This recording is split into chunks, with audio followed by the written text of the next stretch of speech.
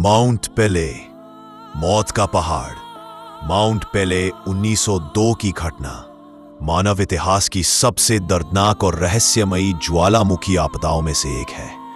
एक ऐसी सच्ची कहानी जिसमें शहर एक पल में मिट गया और सिर्फ 2 लोग जिंदा बचे।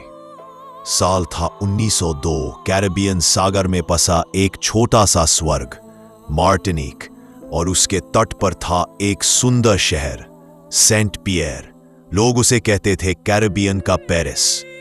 रंगीन गलियां, बाजारों में हंसी, संगीत, महकते बगीचे, हर कोई खुश था, बेखबर कि आसमान के नीचे मौत जाग चुकी है। शांत हरियाली से ढका हुआ, मानो किसी कवि की कल्पना हो, लेकिन भीतर लावा उबल रहा था। अप्रैल 1902 पहली बार धरती हिली। लोगों ने आसमान में राख का एक छोटा बादल देखा। कुछ ने कहा यह बस धुआं है, खतरा नहीं। सरकार ने शहर को खाली कराने से इनकार कर दिया। राजनीतिक लोग बोले सब ठीक है, घबराने की बात नहीं। लेकिन प्रकृति किसी की राजनीति नहीं सुनती।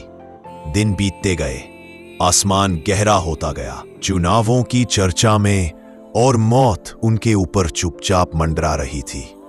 8 मई 1902 सुबह 7:52 बजे धरती फटी, आसमान फट गया और माउंट पेले ने विस्फोट किया। इतना तेज कि सेंट पियरे शहर कुछ ही सेकंड में राख बन गया। काले धुएं का बादल 1000 सेल्सियस से ज्यादा तापमान पर तेजी से नीचे की ओर गिरा, 500 किलोमीटर प्रति घंटा की रफ्तार से। उसे कहते हैं पायरोक्लास्टिक फ्लो, धुएं, गैस और लावा का दानव जैसा तूफान। यह बादल शहर तक पहुंचा और 30,000 जिंदगियां एक पल में जल गईं। कंक्रीट की दीवारें पिघल गईं, लोहा मुड़ गया, लोगों के शरीर वहीं के वहीं पत्थर बन गए। सेंट पियरे गायब हो गया। कोई भाग नहीं सका, कोई चिल्ला नहीं सका। पूरा शहर राख में बदल गया।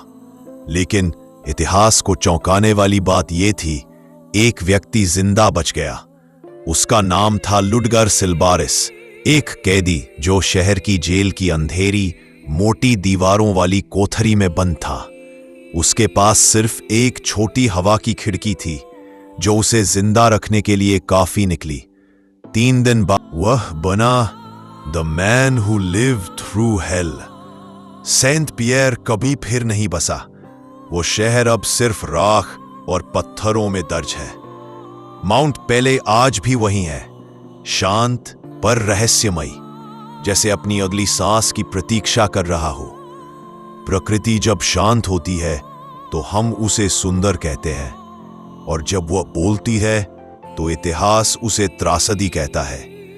यह कहानी है सेंट पियर की, उस शहर की जो जीता था पर एक पल में गायब हो गया। ऐसी और इंफॉर्मेटिव वीडियोस के लिए कृपया मेरे चैनल को लाइक, शेयर एंड सब्सक्राइब जरूर करें। धन्यवाद।